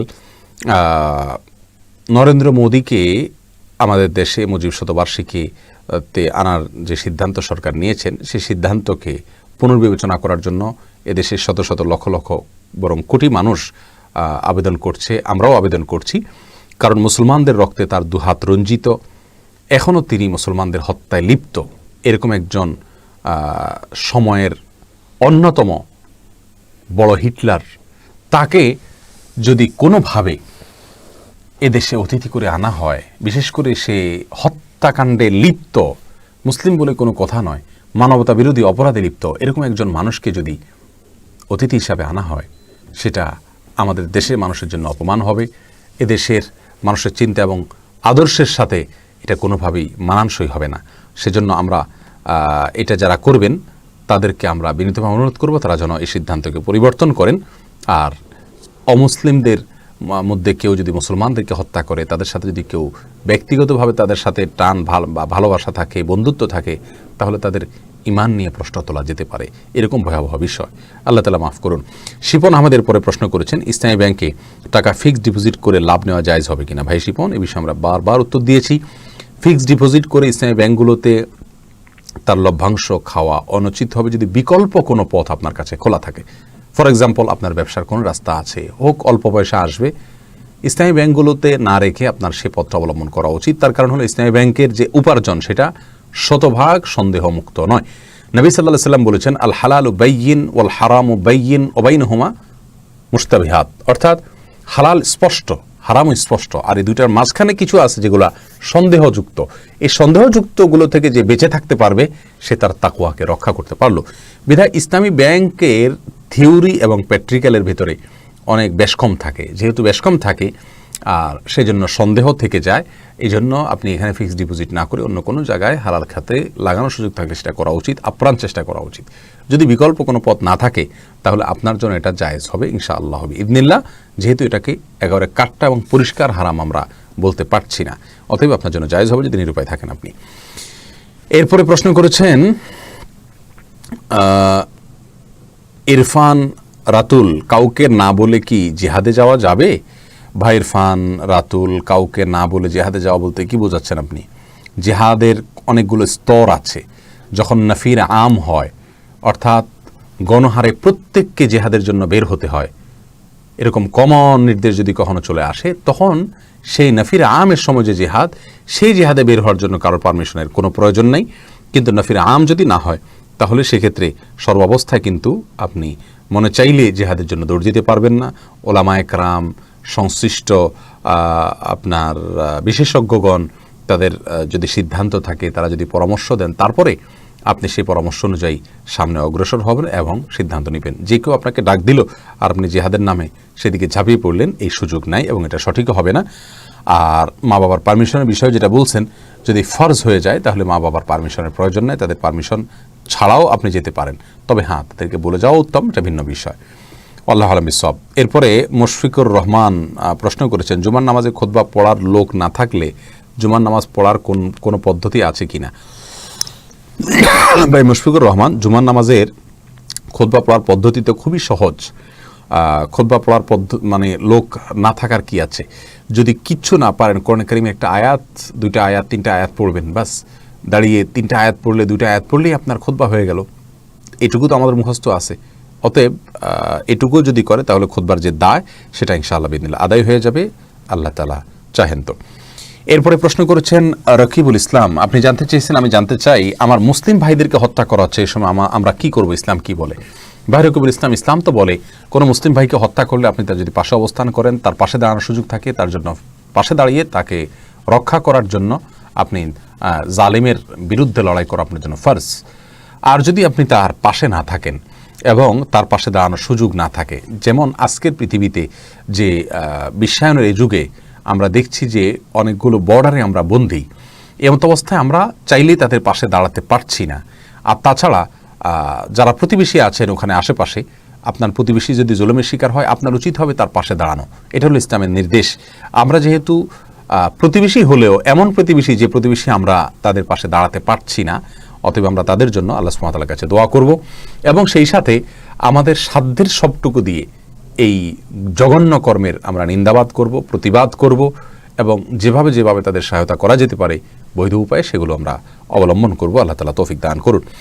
আইএম জুনায়েদ আইডি থেকে প্রশ্ন করেছেন, মহিলা পুরুষের নামাজের নিয়ম কি একরকম নাকি ভিন্নতা আছে? দেখুন, মহিলা পুরুষের নামাজ নিয়ে আমরা এর আগেও বারবার বলেছি, মহিলা পুরুষ নামাজের বেসিক নিয়ম এক।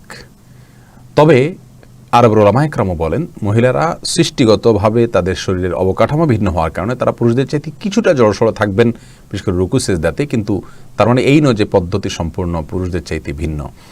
তারপরেও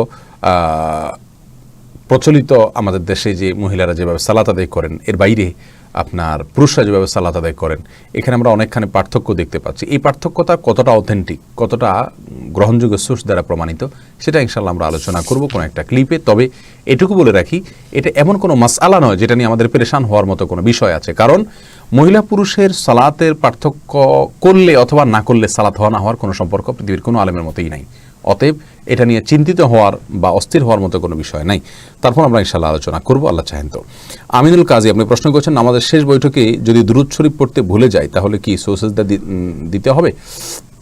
দেখুন আমিনুল কাজী, দুরূদ শরীফ পড়া ওলামায়ে হাম্বলি বা আহমদ ইবনে হাম্বল রাহিমাহুল্লাহর মাযহাবকে যারা ফলো করেন বা সৌদি আরবের স্কলার যারা আছেন তাদের মতে আপনার বৈঠকে দুরূদ শরীফ পড়া ওয়াজিব বা ফরজ, যার কারণে এটা যদি ছুটে যায় তাহলে সেক্ষেত্রে তার ওয়াজিব হলে এটা সালাত ছুটে গেলে আপনাকে সিজদা সাহু দিতে হবে। আর আমাদের দেশে ওলামা ইকরামের বা হানাফি মাযহাবের ওলামা ইকরামের দৃষ্টিকোণ থেকে আপনার দুরূদ শরীফ পাঠ করে এটা ফরজ না, ওয়াজিব না, এটা সুন্নাহ। যেহেতু সুন্নাহ, অতএব সুন্নাহ ছুটে গেলে তার জন্য আপনাকে সিজদা সাহু দিতে হবে না। এখন কেউ বলতে পারেন যে তাহলে আমরা কোনটা গ্রহণ করব, মানব? আসলে বিষয়টা ইজতিহাদি, অর্থাৎ গবেষণামূলক। দুটোটা সিদ্ধান্তই গবেষণামূলক। পরিষ্কারভাবে কোনো হাদিস থেকে এটার ফরজ বা ওয়াজিব হওয়ার কোনো প্রমাণও পাওয়া যায় না, আবার পরিষ্কারভাবে এটা সুন্নাত এরকম কোনো শব্দ দ্বারা হাদিস আলাদা বলাও হয় নাই। এটা প্রত্যেকের গবেষণার আলোকে তিনি বলেছেন। যারা বলেন সুন্নাহ তারা বলেন যে পার্টিকুলারলি নবী সাল্লাল্লাহু আলাইহি ওয়াসাল্লাম দুরূদ পড়ার জন্য সালাতের মধ্যে আলাদা নির্দেশ জারি করেন নাই, যার কারণে ওয়াজিব আমি কীভাবে বলবো? তিনি পড়েছেন হিসেবে সুন্নাত হবে সাধারণ অবস্থাতে। আর যারা বলেন যে ওয়াজিব বাধ্যতামূলক, তারা বলেন নবী সাল্লাল্লাহু আলাইহি ওয়াসাল্লাম বলেছেন সল্লু কামা রাআইতুমুনি উসাল্লি, তোমরা আমাকে যেভাবে সালাত আদায় করতে দেখেছো সেভাবে সালাত আদায় করো। যেহেতু তিনি নির্দেশ জারি করেছেন, অতএব তার একটা নির্দেশে, কমন নির্দেশে যে আমি যেভাবে করেছি সালাত সেভাবে করো, তাহলে পুরো সালাতটাই সেভাবে করা জরুরি। তো এক্ষেত্রে সুন্নাহ হওয়ার মতটা আমার কাছে বেশি দলিল সমৃদ্ধ মনে হয়। তার কারণ হলো রাসূল সাল্লাল্লাহু আলাইহি ওয়াসাল্লাম বলেছেন আমি যেভাবে সালাত আদায় করেছি সেভাবে তোমরা সালাত আদায় করো। এর কারণে যদি সালাতের সবগুলো বিষয়ে ফরজ হয়ে যায় তাহলে তো সালাত আর কোনো সুন্নাত মুস্তাহাব বলতে কোনো কিছুই থাকবে না। আল্লাহু আ'লাম বিসওয়াব। এরপরে প্রশ্ন করেছেন আব্দুল কাইয়ুম বিন খালিল, আপনি জানতে চেয়েছেন টুপিবিহীন সালাত আদায় করলে কি সালাতের পরিপূর্ণ নেকি পাওয়া যাবে? ভাই আব্দুল কাইয়ুম, সালাত টুপিবিহীনভাবে আদায় করলে সালাতের পরিপূর্ণ সওয়াব আপনি পাবেন। কারণ সালাতের সাথে টুপির সম্পর্কটা আসলে আমরা যেরকম মনে করি এরকম না। কারণ হলো টুপি পরা এটাকে অনেক উলামা ইকরাম সুন্নাত বলেছেন, তবে সেটা সুন্নতে আদা, সুন্নতে ইবাদত নয়, অর্থাৎ অভ্যাসগত সুন্নাত। নবী সাল্লাল্লাহু আলাইহি ওয়াসাল্লাম বা সাহাবীরা পড়েছেন, এটা প্রমাণ পাওয়া যায়, কিন্তু এটা পড়লে কোনো ফজিলত আছে, আলাদা কোনো নির্দেশ আছে এরকম নাই। আর নামাজের সময় মাথা ঢাকতে হবে এরকম আলাদা কোনো নির্দেশ নাই। তবে হ্যাঁ, সালাতের সময় আপনার আল্লাহ সুবহানাহু ওয়া তাআলা নির্দেশ হলো ইয়া আইয়ুহাল্লাযীনা আমানু খুযু যিনাতাকুম ইনদা কুল্লি মসজিদ, তোমরা প্রত্যেক সালাতের সময় সুন্দর পোশাক আশাক গ্রহণ করো। এখানে পোশাককে সুন্দর আবরণের সাথে বা সৌন্দর্যের সাথে আল্লাহ সুবহানাহু ওয়া তাআলা তুলনা করেছেন। তার মানে এখান থেকে উলামা ইকরাম বলেন যে সালাতের সময় সুন্দর এবং ভালো পোশাক ব্যবহার করা উচিত, যেটা পরে মানুষের সম্ভ্রান্ত কোনো জায়গায় যায় সাধারণত সেইভাবে। অতএব আমাদের দেশে যেহেতু সালাতে মানুষ টুপি পরে সালাত আদায় করে, টুপি ছাড়া কেউ পড়ে না, অতএব আপনি টুপি পরে সালাত আদায় করাই উত্তম আমরা বলবো। কিন্তু টুপি পরে সালাতে করতে হবে এরকম কোনো বাধ্যবাধকতা নাই। কেউ টুপি ছাড়া সালাতে করলে কোনো অসুবিধা নেই, কারণ টুপি পরাটাই ইসলাম শরীয়তে কোনো গুরুত্বপূর্ণ বিষয় নয়। এরপরে প্রশ্ন করেছেন সুকি চৌধুরী, আপনি জানতে চেয়েছেন সূরা কাহফ শুক্রবার বৃহস্পতিবার কোন সময় পাঠ করব? সূরা কাহফ আপনি বৃহস্পতিবার সন্ধ্যার পর থেকে, মাগরিবের পর থেকে আপনি একেবারে শুক্রবার সূর্য অস্ত যাওয়ার আগ পর্যন্ত পড়তে পারবেন। যদিও অনেকে বলেছেন জুমার আগে আগে পড়তে হবে, তার কোনো প্রমাণ নাই। মূলত মাগরিবের বৃহস্পতিবার মাগরিবের পর থেকে নিয়ে শুক্রবার মাগরিবের আগ পর্যন্ত আপনি সূরা কাহফ পড়তে পারবেন ইনশাআল্লাহ বিইذনিল্লাহ। এটা কিয়ামতের নূর হবে আপনার জন্য, যদি হাদিসের সনদ নিয়ে অনেকেই আপত্তি তুলেছেন। মিসবাউদ্দিন প্রশ্ন করেছেন মেয়েরা নেকাব পরে অর্থাৎ মুখ ঢেকে নামাজ পড়তে পারবে কি না? মহিলারা মসজিদে যদি নামাজ পড়তে গেলে অনেকে বলে যে মুখ না খুললে নামাজ হবে না। না, মুখ না খুললে নামাজ হবে না এমন কোনো কথা নেই। বরং মেয়েরা যদি এমন কোনো জায়গায় সালাত আদায় করেন যেখানে অন্য পুরুষরা আছে, বিকল্প কোনো রাস্তা নাই, তাহলে সেক্ষেত্রে মুখকে পরিপূর্ণ না ঢেকে হলেও যথাসম্ভব তার চেহারা যাতে দেখা না সেভাবে মাথার উপরে ওড়নাকে টেনে দিয়ে তিনি সালাত আদায় করবেন, সালাত হয়ে যাবে ইনশাআল্লাহ। সিজান আহমেদ জানতে চেয়েছেন মহিলারা মাথা মাসাহ করার সময় চুল খোলা রাখবে নাকি বেঁধে রাখবে? চুল স্বাভাবিক অবস্থাতেই থাকবে। আপনার মাথা মাসা করার সময় চুল খুলে পুরা চুলের উপরে মানে মাসা করতে হবে সেটা এরকম না। মাথার উপর অংশটা মাসা করলেই চলবে, অতিরিক্ত অংশ যদি বাধাও থাকে তার উপর দিয়ে মাসা করে ফেলবে, যথেষ্ট হয়ে যাবে ইনশাআল্লাহ। ইশতিয়াক আমার জানতে চেয়েছেন বেঁচে থাকা অবস্থায়, আমার প্রশ্ন হলো বাবা বেঁচে থাকা অবস্থায় ভাই তার বোনকে বিয়ে দিতে পারবে কি না? বাবা যদি বেঁচে থাকেন তাহলে সেক্ষেত্রে তিনি নিজে অভিভাবক। বাবা যদি অভিভাবকত্বের যে যোগ্যতা, এই যোগ্যতা যদি তার না থাকে, যেমন তিনি অসুস্থ, মানসিকভাবে বিকারগ্রস্ত, অথবা বাবা যদি এমন হন যে তিনি দায়িত্বশীল ভূমিকা পালন করছেন না, তার দিনদারি নেই, ইসলাম ফলো করেন না, মানে সালাত পড়েন না, অথবা তিনি দিনদার পাত্র দেখে বিয়ে দিচ্ছেন না মেয়েকে, তিনি শুধু পয়সা দেখছেন, এক কথায় মানে একজন যোগ্য অভিভাবকের দায়িত্ব বা যোগ্যতা যেটা সেটা তার নাই, এরকম যদি হয় তাহলে কিন্তু ভাই তার জায়গায় অভিভাবকত্ব করতে পারবেন। আর স্বাভাবিক অবস্থাতে বাবা থাকতে ভাই অভিভাবকত্ব করবেন না। এরপরে প্রশ্ন হলো সোহেল আহমদ, আপনি জানতে চেয়েছেন, আমি জানতে চাচ্ছিলাম যে মুসা আলাইহিস সালামকে কি ইহুদিদের নবী হিসাবে প্রেরণ করা হয়েছিল? আর আমরা যা জানি সব নবী মুসলিম ছিলেন, কিন্তু এক ভাই আমাকে বলেছেন যে মুসা আলাইহিস সালাম নাকি ইহুদি ছিলেন। দেখুন, মুসা আলাইহিস সালাম এবং তার অনুসারীদেরকে ইহুদি বলা হয়, এটা তাদের এক পূর্বপুরুষের নামে নামকরণ করা হয়েছে, এটা তাদের জাতীয় নাম। বাট সমস্ত নবীরাই ইসলামের পথে আহ্বান করেছেন। ইসলাম আল্লাহ সুবহানাহু ওয়া তাআলার কাছে আত্মসমর্পণ করার অর্থ যদি আমরা নেই, তাহলে সেক্ষেত্রে সবাই আল্লাহ সুবহানাহু ওয়া তাআলার কাছে আত্মসমর্পণের কথা বলেছেন। সমস্ত নবীদেরই কিন্তু দাওয়াতের মূল থিম সমান একই ছিল। সবাই বলেছেন ইয়া আইয়ুহান নাস কুলু লা ইলাহা ইল্লাল্লাহ তুফলিহু, এর সমর্থবোধক কথাই সবাই বলেছেন, এর প্রতি আহ্বান করেছেন, হে ইমানদাররা, হে মানুষেরা, তোমরা লা ইলাহা ইল্লাল্লাহ বলো, তাহলে সফল কাম হয়ে যাবে। এরপরে প্রশ্ন করেছেন মধু হাসান, আপনি জানতে চেয়েছেন আমার বিয়ের সময় মোহর দেওয়া হয়েছিল 2 লাখ টাকা, কিন্তু এই টাকা যে পরিশোধ করতে হবে তা আমি ভালোভাবে জানতাম না। এখন আমি টাকাগুলো পরিশোধ করতে চাই, যদিও এটা আমার জন্য কষ্টকর। আমি বিয়ের পর আমার স্ত্রীকে স্বর্ণ দিয়েছি, এখন যদি এই স্বর্ণগুলো দাম ধরে এবং 2 লাখ টাকা হতে যত বাকি থাকে তা দিয়ে মহারণা পরিশোধ করি, তাহলে কি আমার মোহর আদায় হবে? আর আমার স্ত্রী মহারণার টাকাগুলো নিতে একদম নারাজ। ভাই মধু হাসান, আপনার স্ত্রী টাকা নিতে নারাজ, তো আপনি বেঁচেই গেছেন, আপনার তো রাস্তা আলহামদুলিল্লাহ সহজ হয়েই গেল যে আপনার স্ত্রী নিজে নিতেই চাচ্ছেন না।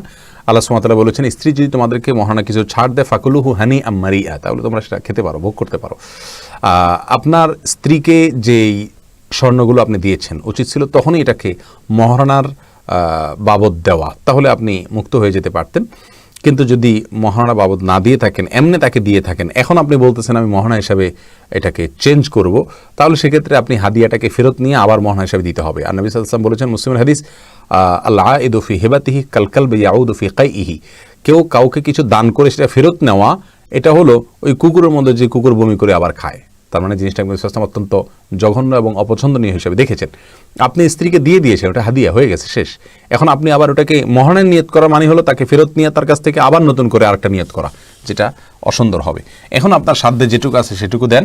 এরপর স্ত্রী যদি আপনাকে সন্তুষ্ট চিত্তে মনের গভীর থেকে সত্যিই তিনি মাফ করে দেন, তাহলে ইনশাল্লাহ আপনি মুক্ত হয়ে যাবেন। আর চাইলে আপনি মহারণাকে ফেরত নিয়ে, যেহেতু স্বর্ণকে আপনি ফেরত নিয়ে আপনি মহারণা হিসাবে এখন দিতে পারেন, যদিও কাজটা অনুচিত হবে, কিন্তু আপনার মহারণা আদায় হয়ে যাবে ইনশাআল্লাহ। আর ওই টাকা যদি স্ত্রী মাফ করে দেন আপনার মুক্ত হয়ে গেল, না হলে আপনি আস্তে আস্তে দেওয়ার চেষ্টা করলেন যতটুকু সম্ভব ততটুকু।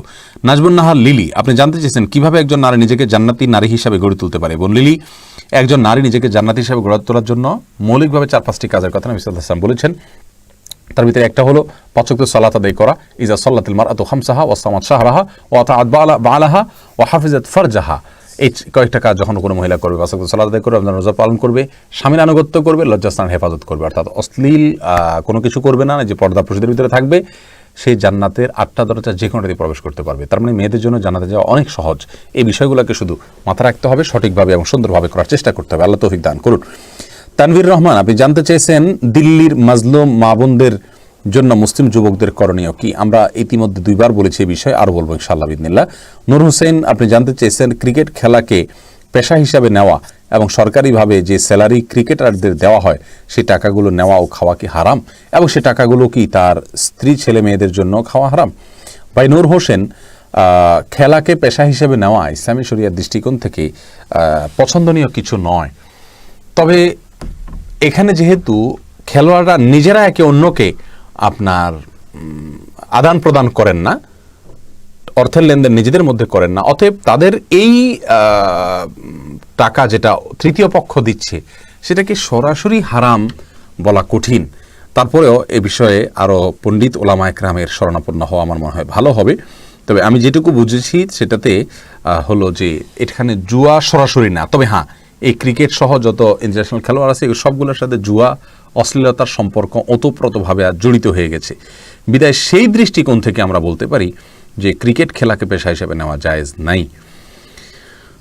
আবু সুফিয়ান, আপনি জানতে চেয়েছেন আমি বড় গুনাহগার, মনে করেন পৃথিবীতে আমার মতো গুনাহগার কেউ নেই, আল্লাহ আমার তওবা কবুল করবেন কিনা। ভাই আবু সুফিয়ান, আল্লাহ সুবহানাহু ওয়া তাআলা আপনার প্রসঙ্গে বলেছেন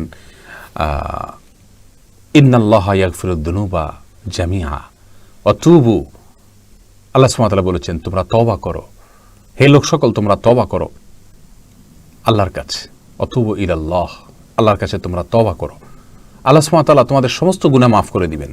লা তাকনাতু মির রাহমাতিল্লাহ ইন্নাল্লাহা ইয়াগফিরুদ দুনুবা জামিআ, তোমরা আল্লাহ তাআলার রহমত থেকে নিরাশ হইও না, আল্লাহ তাআলা সমস্ত গুনাহ মাফ করে দিবেন।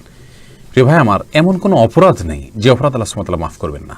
এমনকি আল্লাহর সঙ্গে শিরিক করা সবচেয়ে বড় অপরাধ আল্লাহর জমিনে, সেটাও যদি করে কেউ মাফ চায় মাফ হয়ে যাবে। হ্যাঁ, কোনো মানুষের হক নষ্ট করেছেন সেটা মানুষের কাছ থেকে আপনাকে মাফ নিতে হবে, তার হক পরিশোধ করতে হবে। আর এছাড়া স্বাভাবিক অবস্থায় যেই কোনো অপরাধ আপনি আল্লাহর কাছে মাফ চাইবেন, ইনশাআল্লাহ বিদিনিল্লাহ সেটা ক্ষমার যোগ্য। ক্ষমার অযোগ্য অপরাধ কিছুই আল্লাহর জমিনে নাই।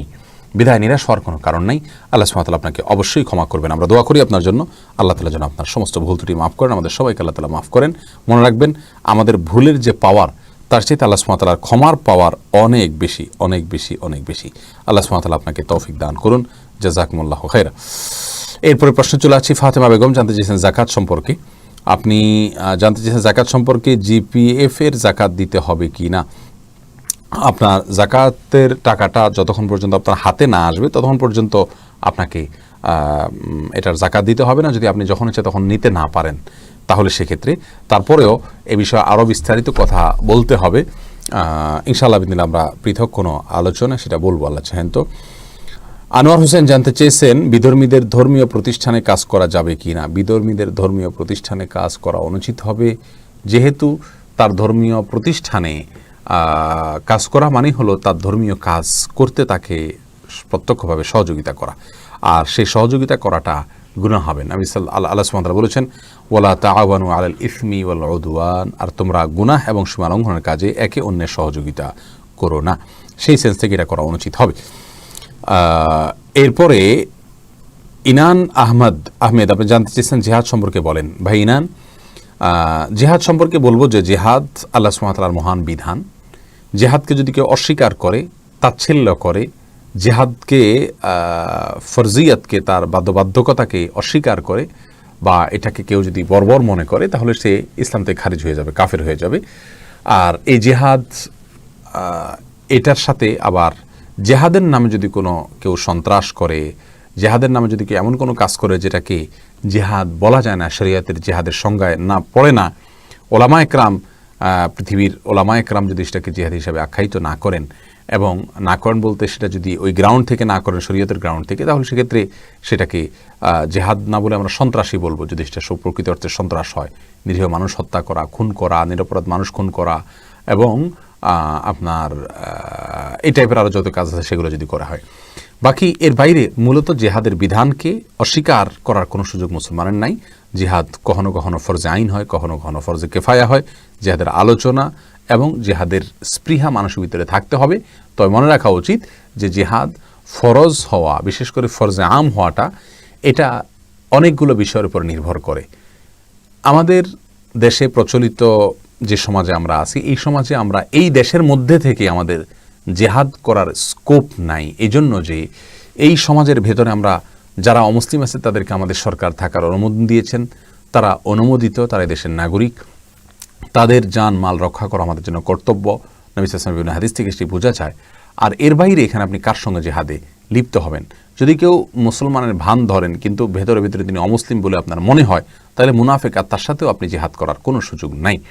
আর তাছাড়া ব্যক্তিগতভাবে কোনো মানুষ যদি অন্যায় করে, এমনকি কুফরি করে, আপনি তাকে হত্যা করে ফেললেন, এরকম যদি দায়িত্ব আপনার কাঁধে তুলে নেওয়ার অধিকার আপনাকে আমরা দেই, তাহলে সেক্ষেত্রে সারা দেশেই বিশৃঙ্খলা হবে।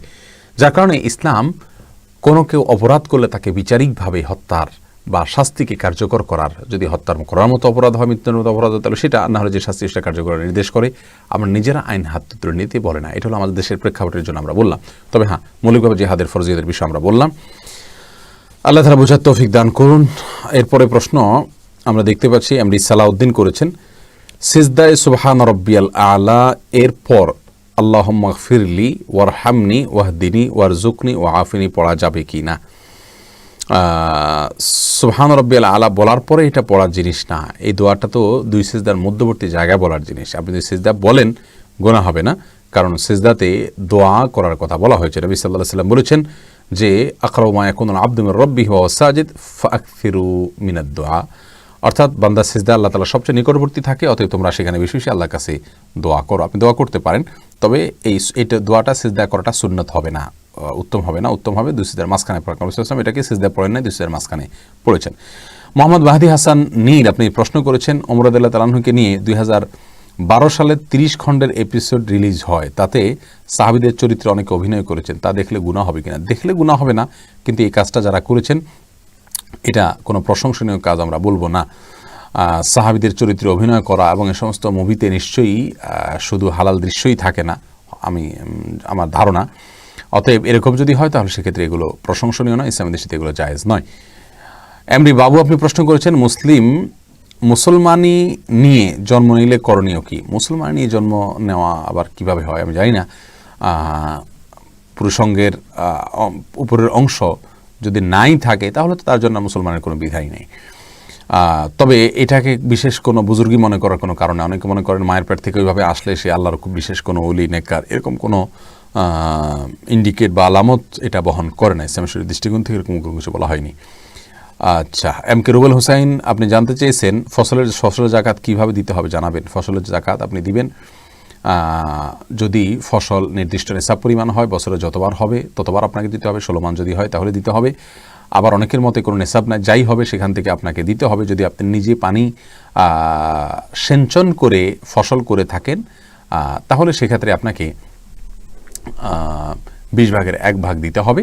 আর যদি আসমানি পানি থেকে হয় তাহলে আপনাকে 10 ভাগের 1 ভাগ দিতে হবে। এরপরে প্রশ্ন করেছেন সাদিকুর রহমান চৌধুরী, আপনি জানতে চেয়েছেন সালাতুল হাজতের নামাজ কি জায়েজ? সালাতুল হাজতের নামাজ বলতে ভিন্ন কোনো বিশেষ পদ্ধতির নামাজ বিশুদ্ধ হাদিস দ্বারা বর্ণিত নাই।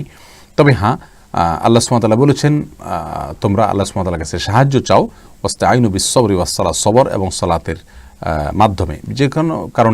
যে কারণে আপনার যে কোনো বিপদ আসবে আপনি সালাতে দাঁড়িয়ে যাবেন। নবী সাল্লাল্লাহু আলাইহি ওয়াসাল্লাম সম্পর্কে এক সাহাবী বলেছেন, কানা ইযা হাযাবাহু আমরুন ফাযা ইলাস সালাত। নবী সাল্লাল্লাহু আলাইহি ওয়াসাল্লাম যখন কোনো বিপদগ্রস্ত হতেন সাথে সাথে তিনি সালাতে দাঁড়িয়ে যেতেন। সেই হিসাবে আপনি 2 রাকাত বা 4 রাকাত যে কোনো সংখ্যক সালাত আপনি বিপদে আসলে নফল সালাত পড়বেন, পড়ে আল্লাহর কাছে সাহায্য চাইবেন।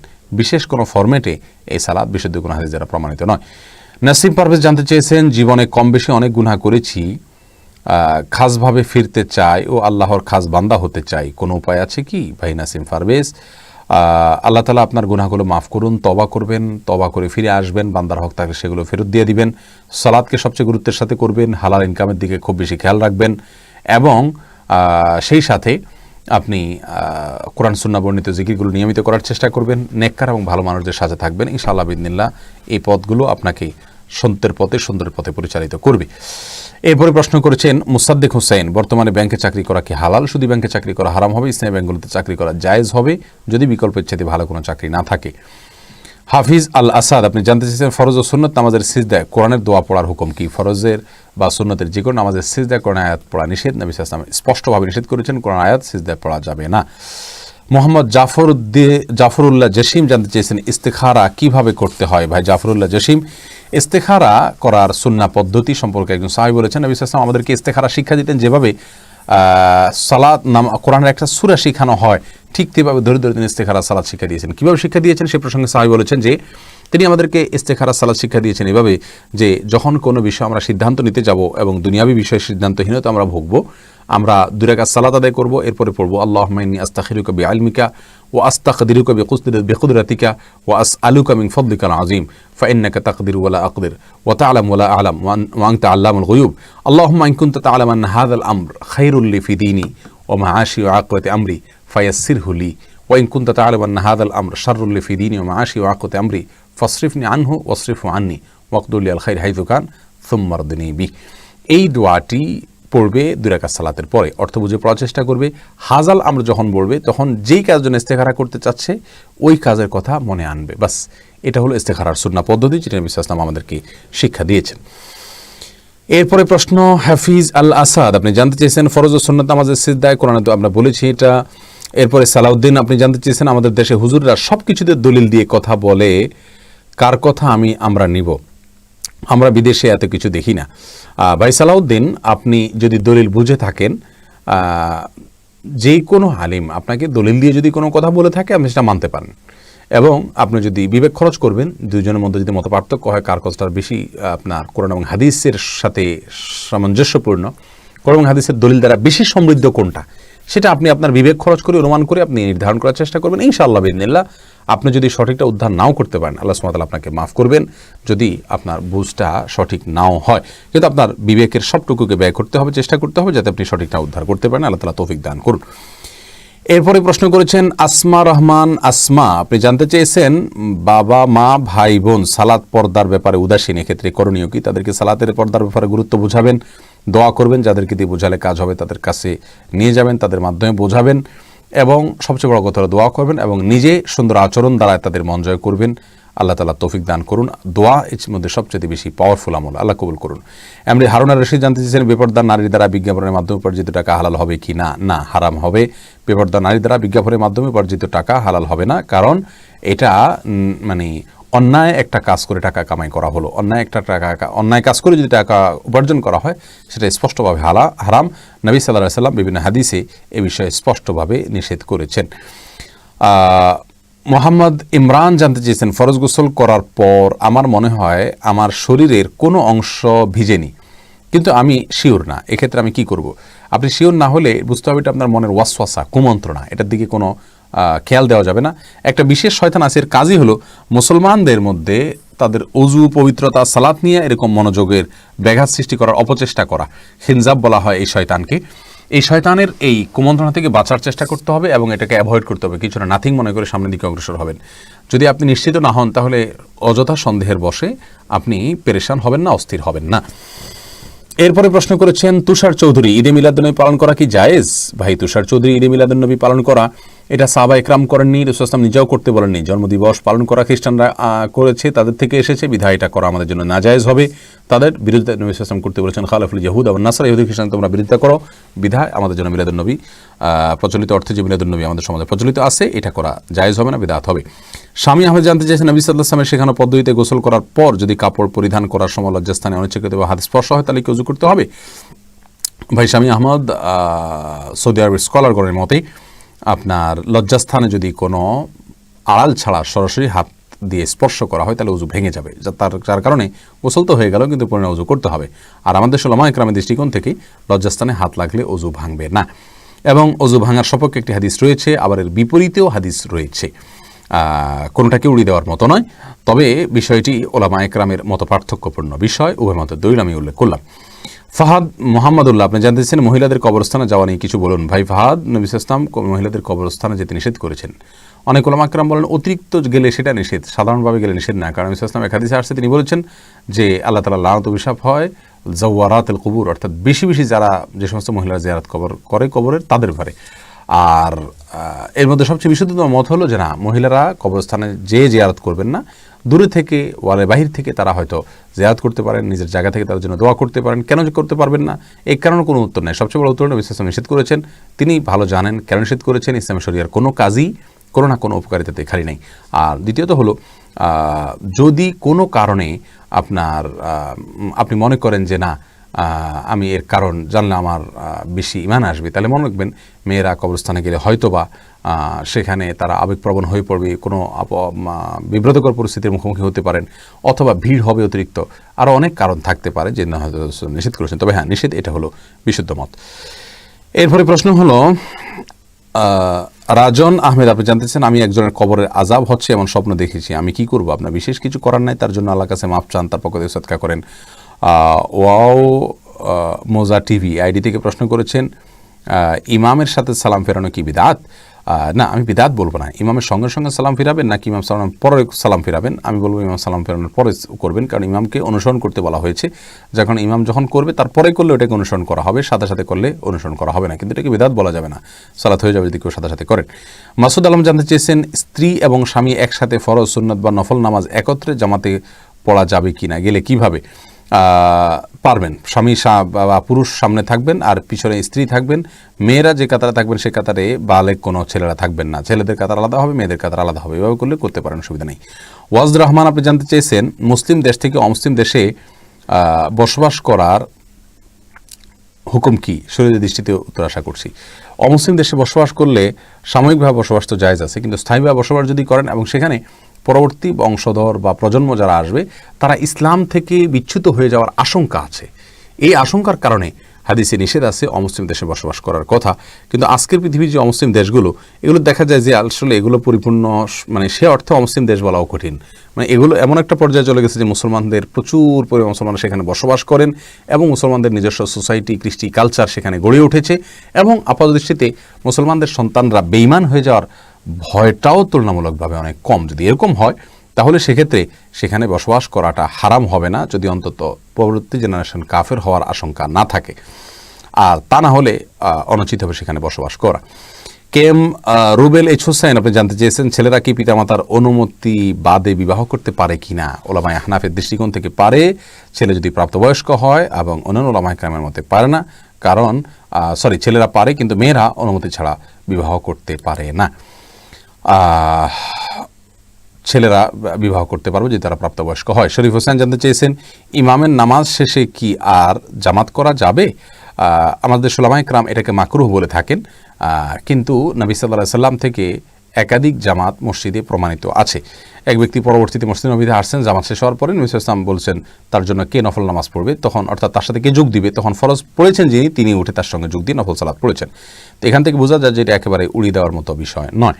মোহাম্মদ ইউসুফ প্রশ্ন করেছেন, বারবার তওবা করার পরও যদি কোনো গুনাহ থেকে বাঁচতে না পারি তাহলে কি করব? দেখুন, গুনাহ বারবার তওবা না বাঁচতে না পারলে আতঙ্কের কোনো কারণ নেই, যতবার গুনাহ হবে সাথে সাথে আবার তওবা করবেন। তবে হ্যাঁ, তওবা মানে প্রতিবারই চেষ্টা করবেন টিকিয়ে রাখার জন্য আপ্রাণভাবে, কিন্তু যদি কোনোভাবে তওবা ভঙ্গ হয়ে যায় নার্ভাস হওয়ার কোনো কারণ নাই।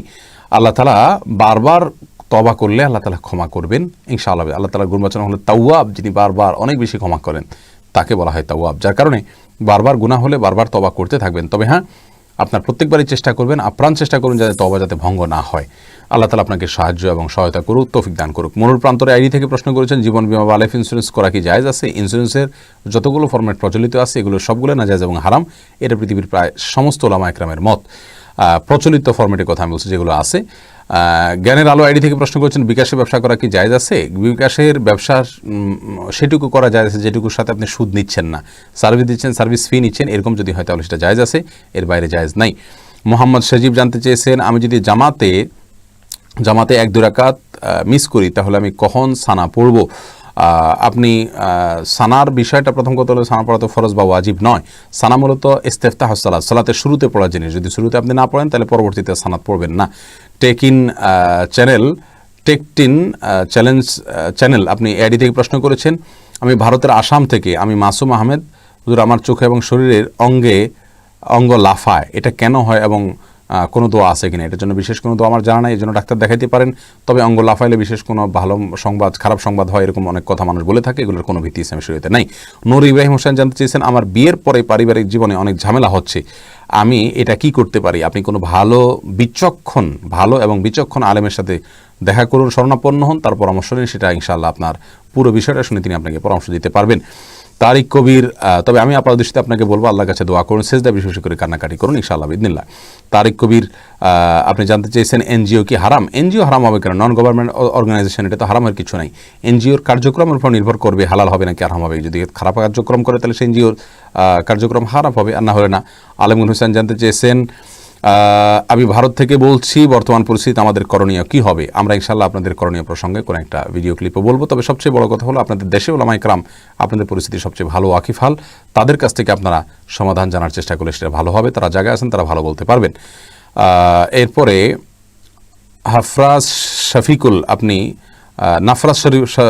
শফিকুল আপনি জানতে চেয়েছেন, একজন স্টুডিও ব্যবসায়ী আমার ব্যবসায়ের দরকারি ছবি ছাড়া উঠাই না। আচ্ছা, আপনি স্টুডিও ব্যবসায় দরকার ছবি ছাড়া উঠান না, ইসলামের দৃষ্টিতে জায়েজ হবে কিনা? হ্যাঁ, যদি এরকম হয় তাহলে জায়েজ হবে ইনশাআল্লাহ।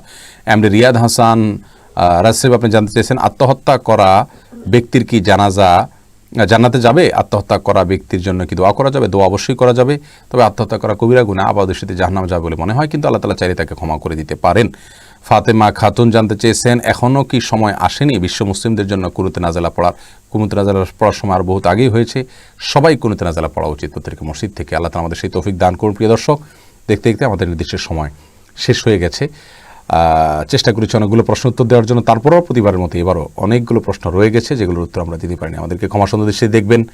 প্রিয় দর্শক, একেবারে শেষ প্রান্তে আসুন্নাহ ফাউন্ডেশন স্টুডিও থেকে আপনাদের উদ্দেশ্যে সরাসরি প্রশ্ন উত্তরমূলক অনুষ্ঠানের আজকের এই পর্বে আমরা বিদায় নেওয়ার আগে আবারও শুকরিয়া জানাচ্ছি সে সমস্ত ভাইদেরকে যারা আমাদের লাইভ অনুষ্ঠানকে সুন্দরভাবে সম্প্রচার করবার জন্য একটা উন্নত পিসি, সিপিইউ এবং সেই সাথে আপনার একটা প্রোগ্রাম এবং আরও কিছু যন্ত্রপাতি ইত্যাদি আমাদের কেনার প্রয়োজন হয়েছে।